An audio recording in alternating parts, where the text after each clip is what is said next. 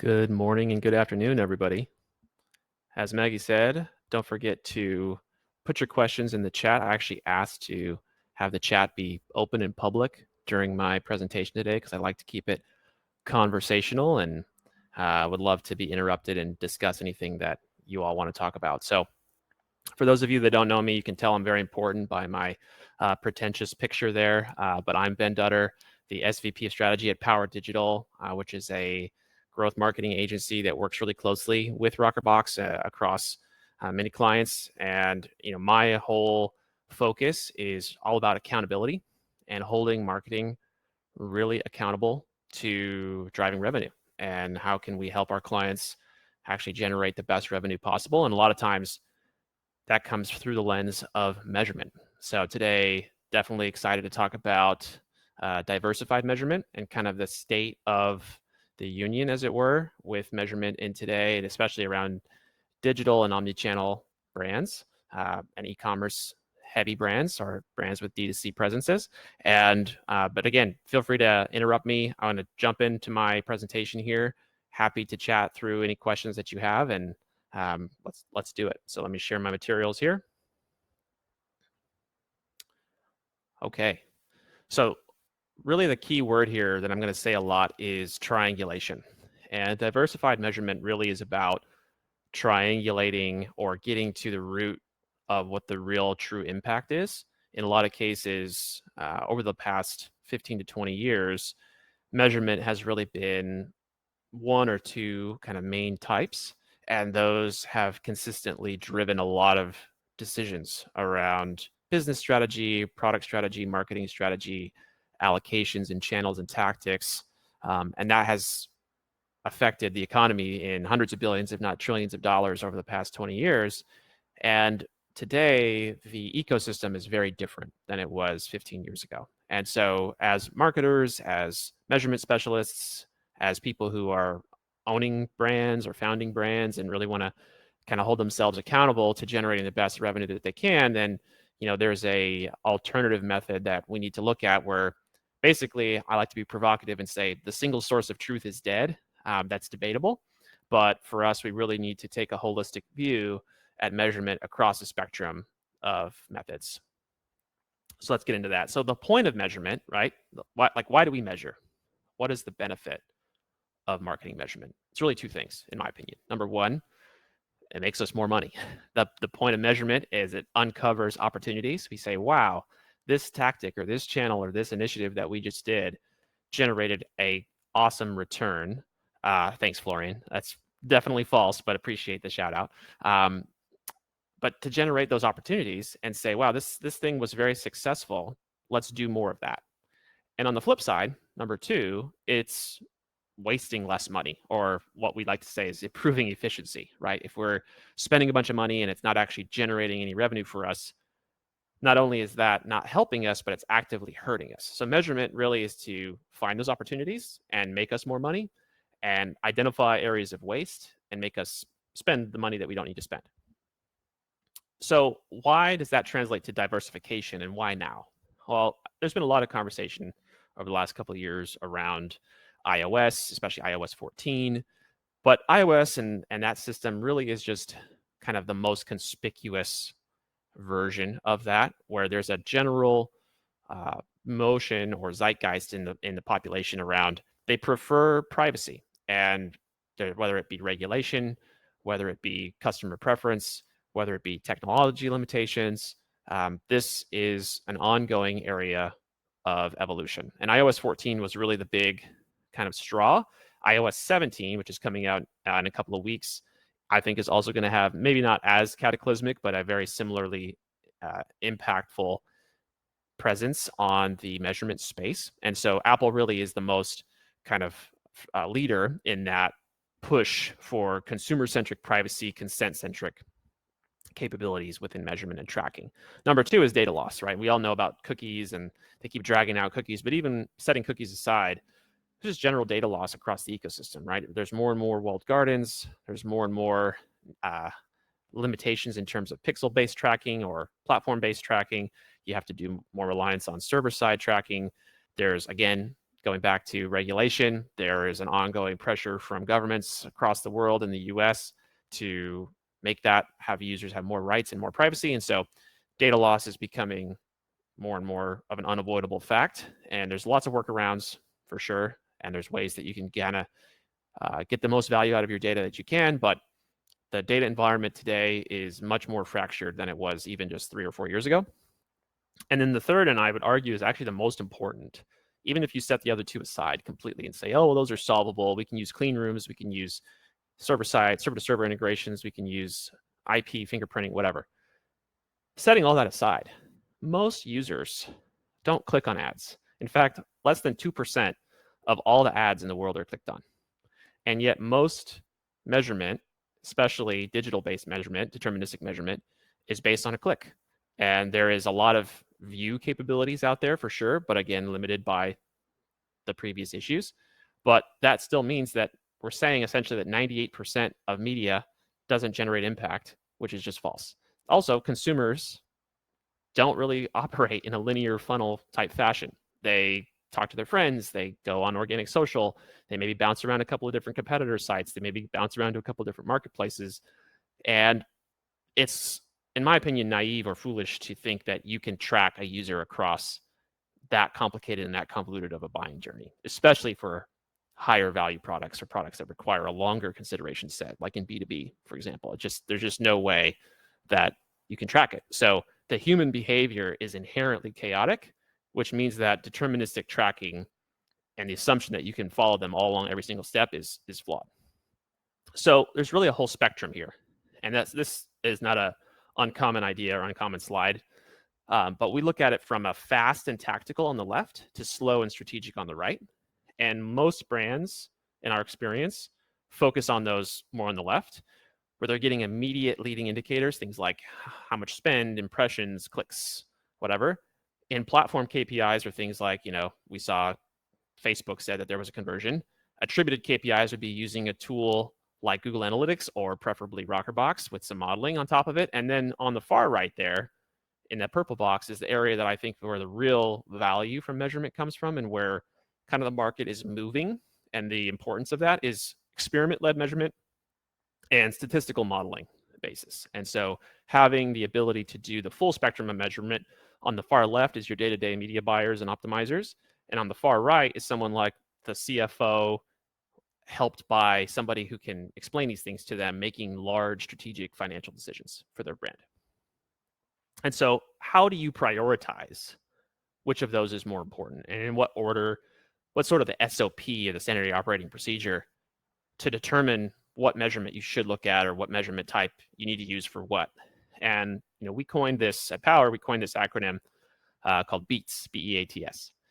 And I've talked about it a couple times on other venues and other mediums, but basically the point is that you would want to prioritize in order from left to right based on these decisions. So the acronym is business level KPIs, which is things like financials, then experiment-led measurement, which is things like incrementality testing and geo-testing and random control trials, etc.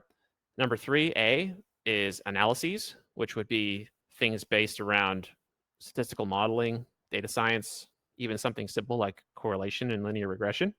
Number 4 is technology, and that is your typical attribution, some deterministic click-based or view-based tracking, something like Google Analytics.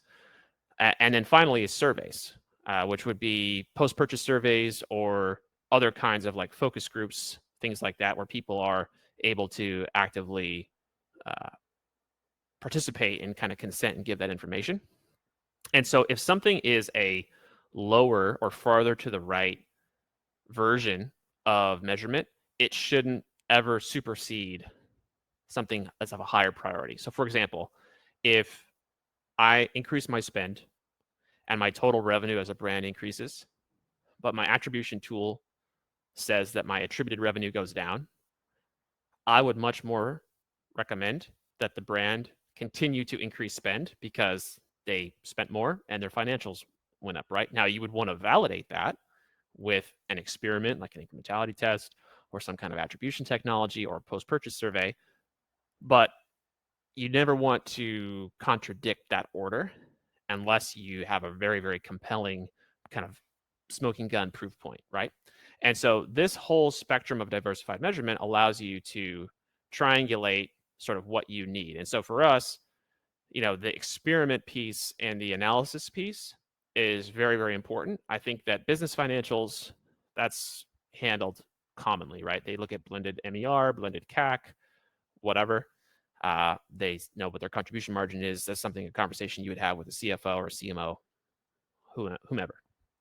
But the experiment led and the analysis led is the area where the measurement expertise, I think, really comes into play. Obviously, you need technology and you always want to try to collect as much zero party data, first party data as you can. Those are important. But the experiments and the analyses, I think, is the biggest area of opportunity where I see many, many brands and agencies and partners not doing to the full justice of what they could be doing. And so this is important for us to really, again, use that triangulation term to find what the real story is. And so for business level, big macro decisions, you want to look at your business financials, right? What is my margin right now? What is my forecast for this next 6 months? What is my inventory, et cetera? Those are large strategic conversations. Platform metrics and things that are using technology are a good leading indicator, and you can use those for your tactical daily optimizations. That's what your media buyers look at. You would need to have some modifiers put on those, right? You can't just trust blindly what Facebook says. You can't just trust blindly what Google Analytics says. That's where tools like Rockerbox come into play. They're very helpful because you can put those modeled coefficients on there. And then the third piece is that validation piece. And it really kicks in when the first two disagree. So if I'm seeing terrible results in my business and awesome results in my attribution software, that is a trigger for me to say, hey, something's not right here. We need to validate that, probably through an experiment or some kind of more complicated statistical model. But if 2 out of the 3 kind of tell the same story directionally, like business financials look good, attributed revenue looks good, keep going. You don't necessarily need to slow down the process. So having this sort of order of operations is important for us in this new ecosystem and this new data environment that we're in for measurement. So here's some examples of when validation becomes more pressing. And it's really about brand maturity, but also kind of the marketing ecosystem maturity of that brand. So typically what we see is brands that have more than a handful of channels spending significant amounts, the chances of them not being incremental, or the chances of those channels not actually contributing net new revenue or net new customers to the brand, goes up. The more complex your media plan is, the more likely there is to be potential for cannibalization or wasted media. If a large percentage of the brand's revenue, like 50% or more, is organic, attributed organic, right, where it's coming in from SEO or organic social referrals or even email, things like that, then that means that the strength of the brand and their ability to capture demand is high. And there's a chance that if you just increase spend on a paid channel, it might accidentally cannibalize those organic channels, right? And so you reduce your incrementality overall. And so if you have a high percentage, majority of your spend is coming, or revenue, is coming from organic, that's another indicator that, hey, we really want to validate the paid aspect of incrementality and make sure that it's truly contributing new revenue. Same thing with repeat, right? If it's a very high repeat revenue brand, see this a lot with subscription brands, B2B brands, brands that have in the CPG space where they're buying, every month I buy another roll of toilet paper or whatever. Those tend to be very brand loyal. The LTV is very high. And so contributing net new incremental revenue is harder for those. You usually have to really focus on customer acquisition and kind of breaking into new customer markets and cohorts. And so again, if the brand is really, really high on repeat revenue, the chance that your existing spend, especially if you're doing a lot of retargeting and remarketing and kind of low funnel demand capture based channels, you're likely cannibalizing revenue that you would have gotten for free. Also, the bigger the brand is, usually 50 million is kind of the ballpark that falls from the maybe into the definitely category for me in terms of, you should start really thinking about incrementality, media mix modeling, match market tests, things like that. That 50 million mark, probably means that they either are a category leader in D2C or they're starting to have a diversified revenue stream. They're getting revenue in Amazon, they're getting revenue in brick and mortar, getting revenue online. Not all the time, but generally. And so in that way, because they have multiple revenue streams, again, the chances that I'm showing an Amazon ad and then it also potentially affects my D2C revenue is higher than somebody who just sells only on D2C. And so that kind of complex revenue model and higher revenue model tends to lead to more waste in media. And so you want to dig into that and measure that. And then obviously if they're running like big brand initiatives, right? These things have always been really hard to measure. We're doing a big PR push, or we're going to buy a Super Bowl ad, or we're going to run a bunch of billboards out of home. Those things inherently are arguably impossible to track from a deterministic standpoint because there's nothing for them to click or latch onto from a tech standpoint. And so for us, we see that those kinds of initiatives can be hugely incremental, right? They can absolutely drive massive spikes across a whole plethora of media channel performance as well as business performance and revenue, but they're very hard to track without being able to do this through some sort of validation phase. And so the way that we do that and the way that we recommend that, Vehab, I would love to talk more about Super Bowl.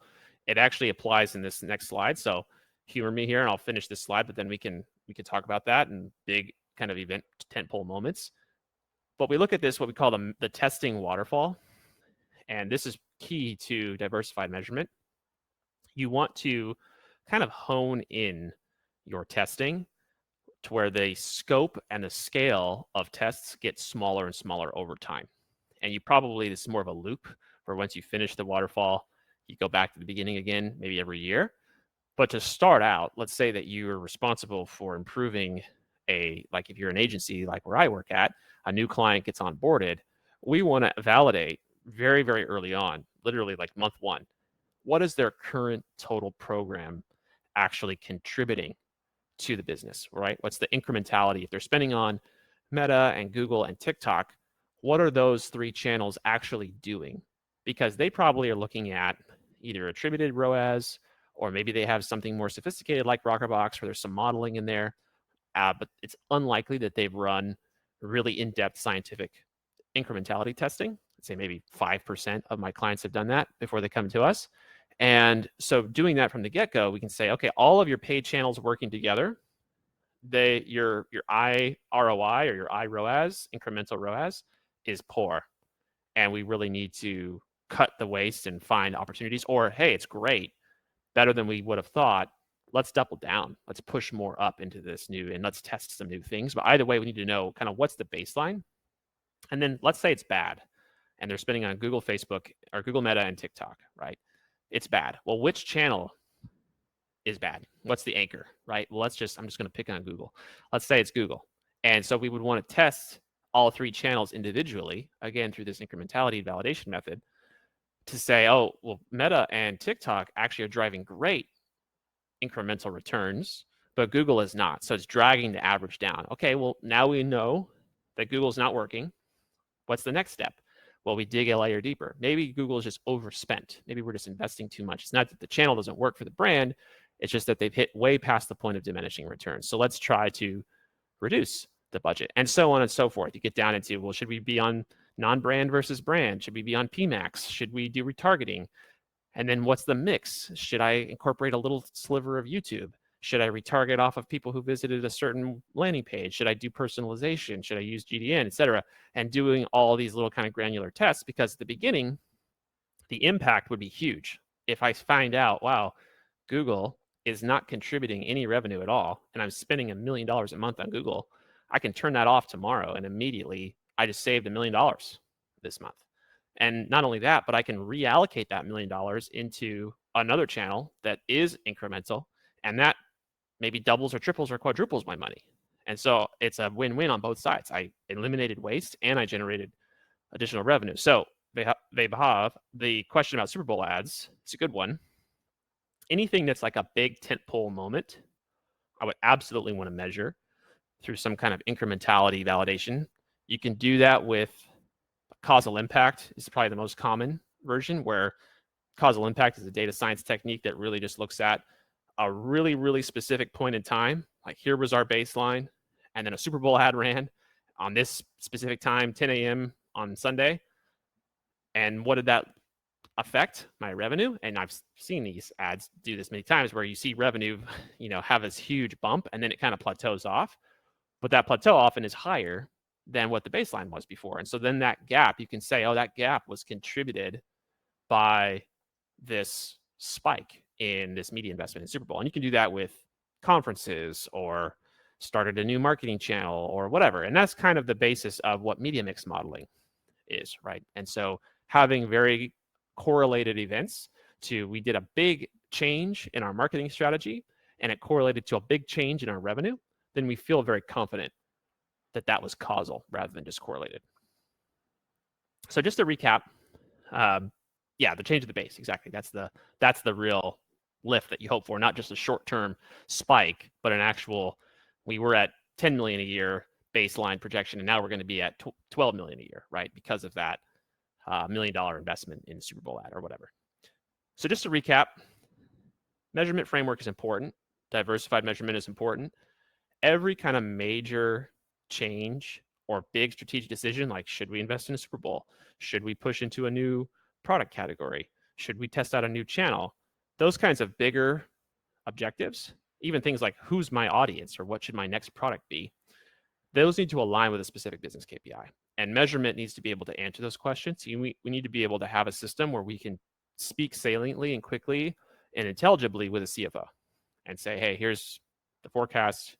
We're holding ourselves accountable. This is not just a cost item. This is actually a revenue generator. And here's how that's going to work. And here's the validation and the proof behind that. So we need to be able to do that. Number two, though, is tactical optimizations and changes. That's not helpful for me to come back and say, hey, yeah, your TV program drove a 3x incremental return. That's not super helpful to a TV buyer or to a Facebook buyer, right? They need something a little bit more tactical and a little higher resolution to chew on. But what you can use is those larger strategic financial goals and incrementality tests and media mix models and things like that to apply constituent goals or coefficients on the tactical optimizations. Like, yeah, maybe we know that Facebook is more performant than what the platform says it is, so we're going to double whatever the platform says. That's a very simple example, but putting those kinds of coefficients on it lets the media buyer know, okay, roughly I'm at a 1x return. I know in real life that's a 2x return. So as long as I stay at a 1x return or higher, I'm probably generating good incremental return for the brand. And then for more sophisticated clients, like, again, that 50 million or high amount of revenue coming from organic, high amount of revenue coming from multiple channels, coming from repeat, they have a strong brand presence. Those channels need, or those brands need, validation, right? And validation generally comes in from experimentation, like incrementality testing, usually done at like a geo level or some other kind of very firm way to control for exposed versus control groups, or through media mix modeling and analysis, data science analysis. So this sort of diversified prioritization stack of measurement is probably what's going to need to be status quo for the foreseeable future, and especially as the environment kind of gets worse and worse. And so the validation method, and we've talked a little bit about this, so I'll zoom through this, really gets us to the point of what contribution looks like. And this is an example, and Leah, this is a perfect question around length of time and how we look at this. Incrementality measurement for us is, as long as we can very, very clearly show that there was a match in two groups of people. Geo is cleanest and easiest, but geo is not always an option. And they're very closely correlated to each other. And then we introduced an experiment into one geo and not another. Well, that geo where we just turned TV on, for example, suddenly shot way up and spiked.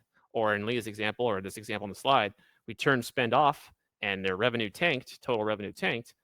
That is a very clear assessment. Now, for this specific question, Leah asked about what's kind of the right length of time for an experiment. It really depends. The rule of thumb, though, that I recommend usually is at least 2 consideration cycles. which is kind of a circular answer. A consideration cycle is going to be from the time a user is exposed or made brand aware to the time they purchase. And you often won't know, like for real, how long that is, but you have some kind of gut instincts. For products that are more of an impulse buy, it can maybe be a week. So you can run a test in 2 weeks. For buying a car, it's probably 6 months because the people need to plan out. They're going to buy a $40,000 piece of equipment. It's a big purchase for them. So there's a spectrum in there. B2B is another example where often the consideration cycles might be over a year long. And so sometimes you can't test for that long. And that's the real answer is like the test length almost doesn't matter, because if you test it for just a couple of weeks, in most cases, almost every business scenario, 2 to 4 weeks, you can start to see at least a leading indicator of movement. And that's all the validation process is really there for, is to just say, okay, yes, we feel good. We have other tools like Rockerbox is telling us the model looks good. We're just validating that through incrementality experimentation. And it's maybe not the exact same number, but directionally it's the same.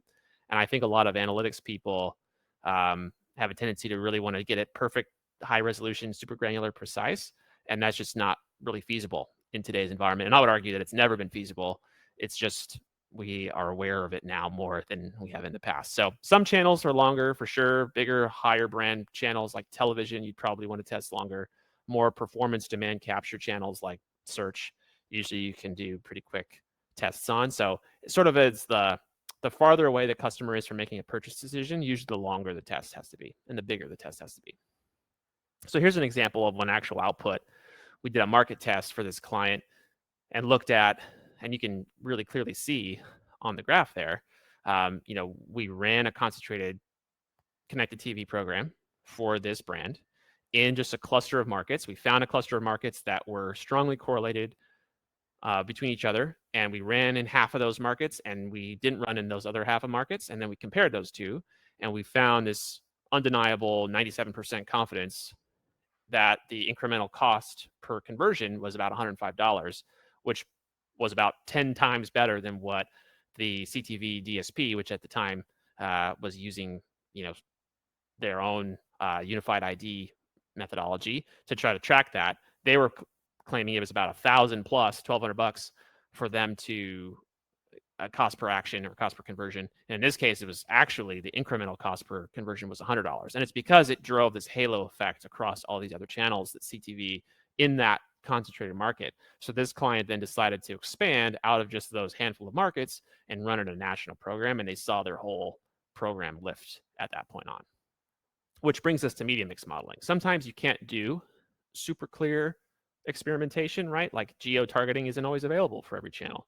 If I'm running a big push into influencers, for example, unless you're working with super, super localized nano influencers, you're not going to be able to read at a geo level. So how else do you do it? Well, media mix modeling, right? And it's been around forever. It's a very tried and true classic method. There's been a lot of improvements, especially with machine learning and AI. There's been a lot of democratization of those abilities and capabilities, and Rockerbox has some great tools there to inform their attribution technology. But for MMM, the main benefit of it is just finding those correlation effects and giving us some more strong evidence, if not proof, that directionally something is causing something else to happen. And really dialed in models, you end up getting extremely accurate over time. That typically requires a very close relationship with the brand and all the data that they have. So how does it work? It's essentially you're doing many iterative models, and a lot of times this is done through like a machine learning algo of some kind, where it's just running through, okay, well, what if we tweak this and this? What does that look like in terms of predicting future revenue? And you run this many dozens, hundreds, thousands of times using technology, and then it comes back and says, hey, this was the model that we found that had the closest accuracy when we back tested this. So when we looked at we used 2021 data to predict 2022 data. We actually know what the real actuals were in 2022, but we built this model pretending that we didn't know what 2022 was. And so then we compare 2022 modeled versus 2022 actuals and say, oh, okay, model 47 in this example was the tightest fit. You can see that green line compared to the historic revenue. It's the tightest fit. So that's the model that we're going to use.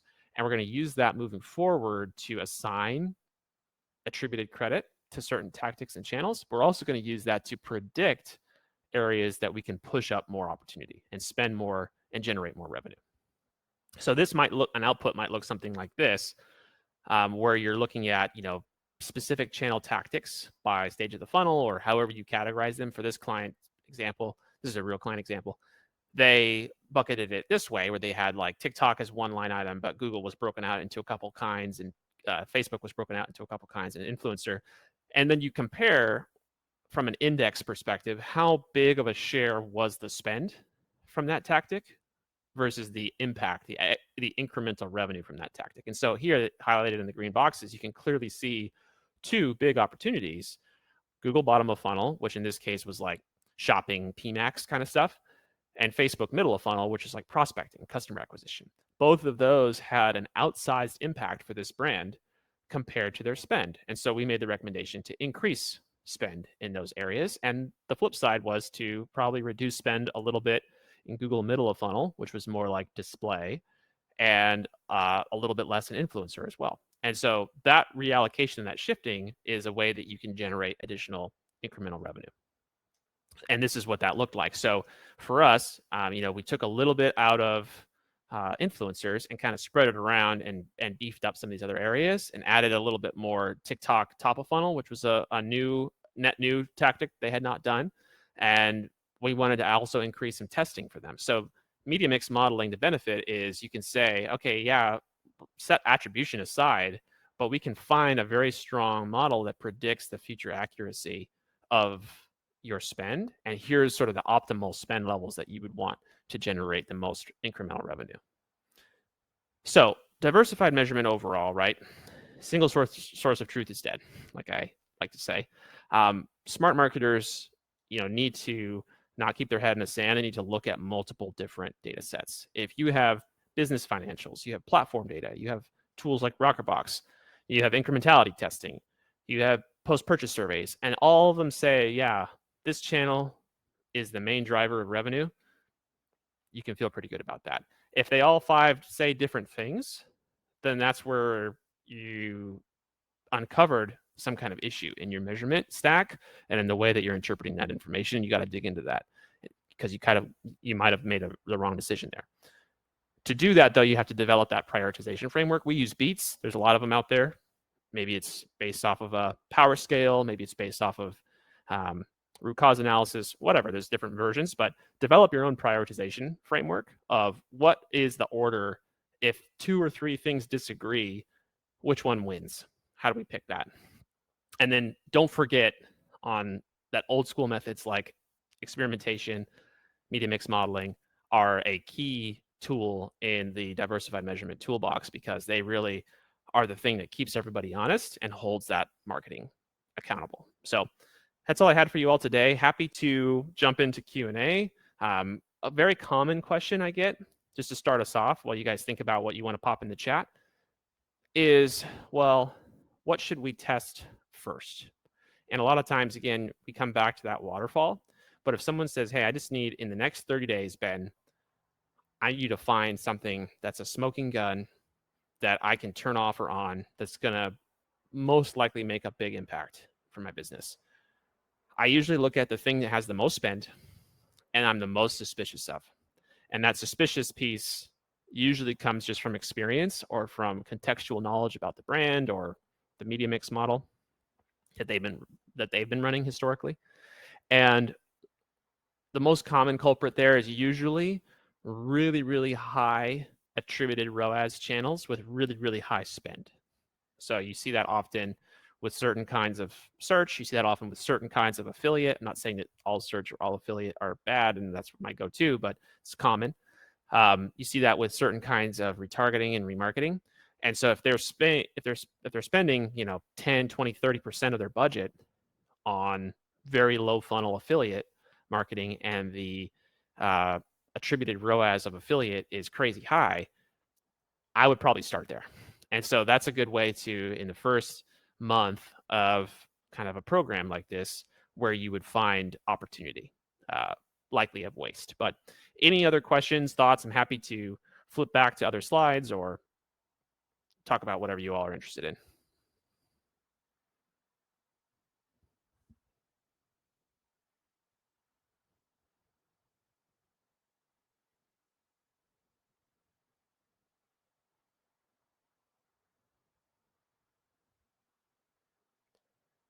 talk about this a lot with my people on my team. I'm immune to long, cringe, awkward silences. I'm happy to sit on a meeting in silence for 5 or 10 minutes. There we go. Ryan, do you use any software to do MMM? Yeah, there's a couple of different software applications. Obviously, Rockerbox has some built-in MMM capabilities, which is great. If you really want to go down the deep kind of data science route, we do custom coding within R, which is a coding language. Don't ask me specific technical questions on that end because I have no clue how those guys do it. But there are open source libraries out there that you can do. Probably the most famous one, and I don't mind giving them a nod because they've done a good job of positioning it, is Facebook's Robin model, ROBYN. It is you can just go straight Google Robin and go to their Git and download it and play with it if you know how to do R. There's also a couple of other ones. There's the causal impact framework in R and Python that Google developed. And so there's a few out there that you can use. They're a little bit technical, a little bit difficult to use from a user-based standpoint. There's other software out there too, and there's professional services too. If you just like, hey, I can't be bothered with all of this. I just need somebody to tell me the answer. There's people like Power who do that. I would say though, if your brand is small enough where budget is a concern, where if like spending, $50K a year on measurement is like, oh my gosh, there's no way I could spend that. There's some good resources out there to do it, even within like Sheets and Excel. There's some basic media mix modeling stuff out there. So I would definitely do some research on that, but it would have to be a little bit more of a scrappy solution at that point.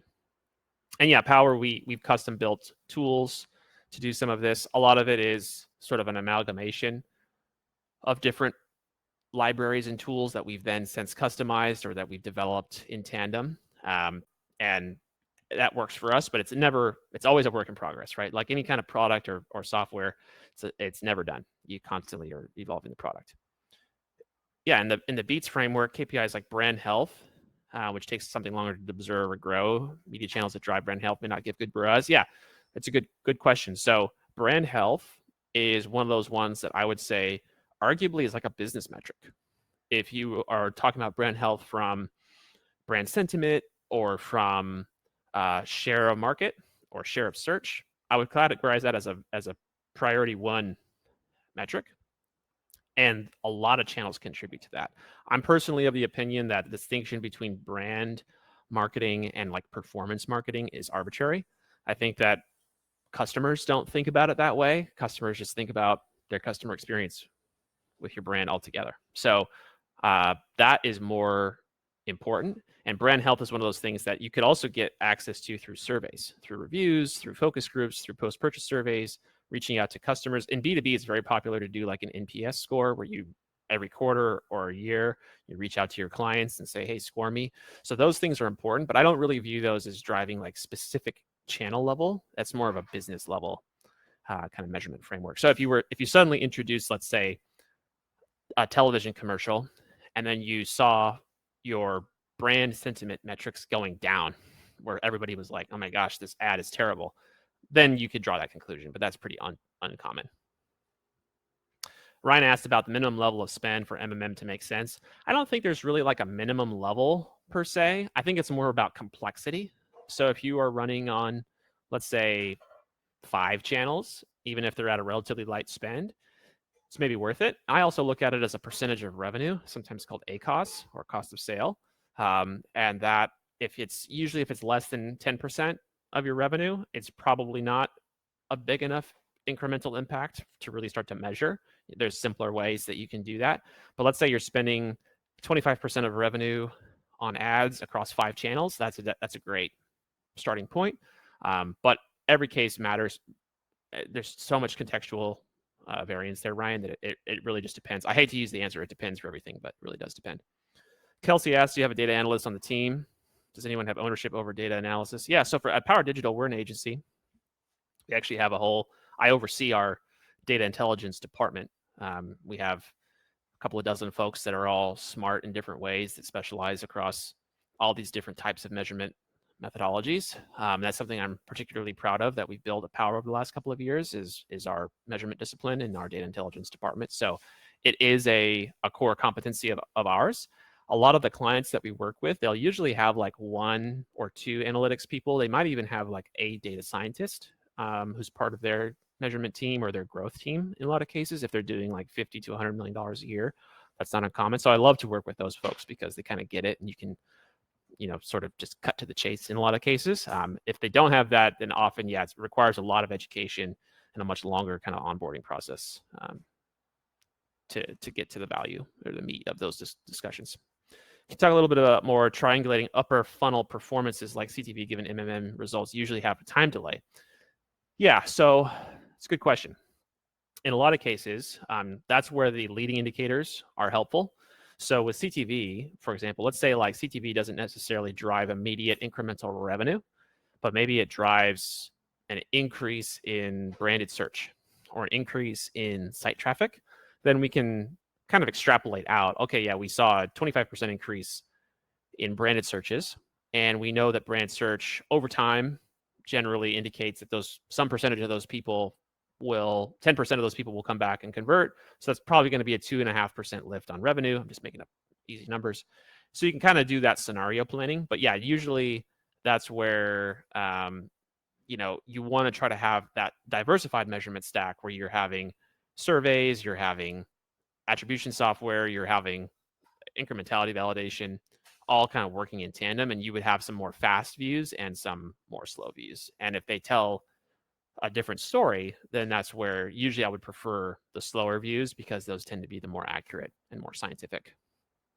For navigating tying various attribution models back to financials internally, I prefer to whatever the core financial KPI is. So some businesses operate off of an EBITDA, some operate off of a contribution margin, some operate off of just net revenue, some operate off of it all the way down to net income, like post taxes and everything. So whatever that kind of North Star OKR is, that like one key result that the brand cares about, we try to tie that back to whatever the measurement is. The most common that we look at is net revenue. And so that's like gross revenue minus returns and discounts. Maybe some other factors in there that take out of gross. But the incremental return on ad spend, IROAS, is the most common tactic that we look at. Some brands care about just customer growth. So we look at incremental cost per customer. And so tying that back to, the different attribution models, everything should kind of make sense to driving revenue. So I'll give you an example. If you have an option in Meta to optimize towards revenue, like ROAS, or an option to optimize towards CPA, cost caps versus maximum value, if the brand's goal is revenue growth, they care about higher AOV, higher LTV, bigger baskets, bigger purchases, more valuable customers.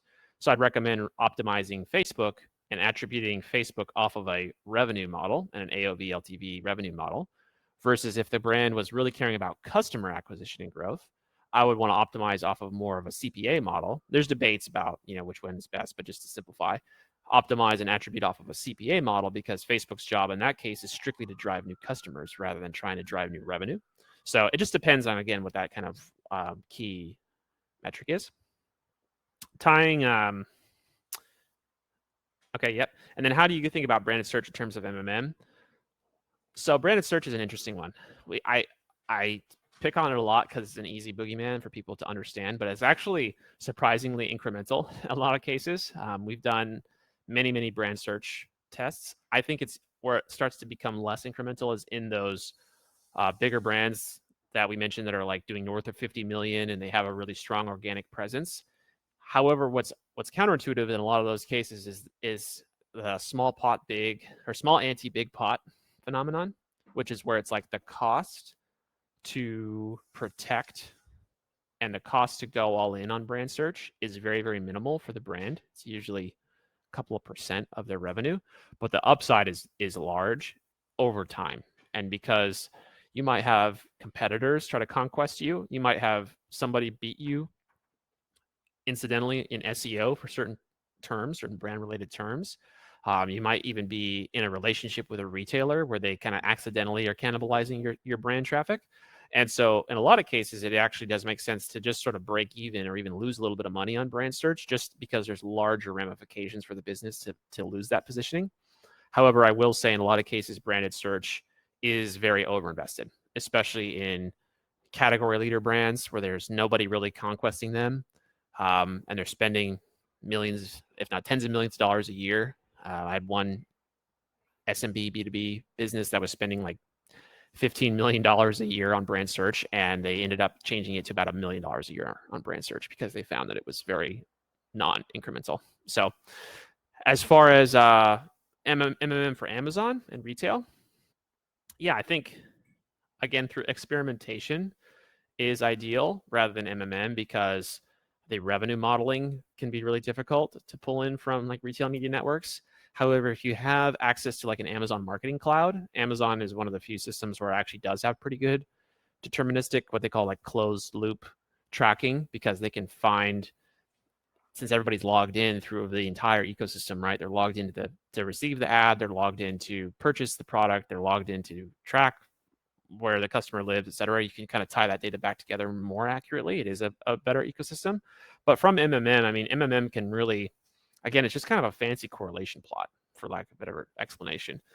And so having all that data, whether it's an offline file or uploaded through, real-time data through the APIs, doesn't really matter. You can stitch that revenue together, D2C revenue and Amazon revenue, and see, is there a correlation where, let's say I spend a lot on Meta, does that impact my Amazon revenue? And what we see a lot of brands that are moving into this more multi-channel or omni-channel approach, it absolutely does. You see that a lot, where it'll drive increased foot traffic and in-store revenue. So if you pull in-store retail revenue from like Spins or Alloy or one of those tools that can pull in MULO data, we see that happen. We also see it happen in digital marketplaces like Amazon. So absolutely is an important component. And I think we're coming up on time here. Any last questions that folks want to discuss or chat through? I also see the watch count dropping like flies, so I must not be entertaining people anymore. But anything else?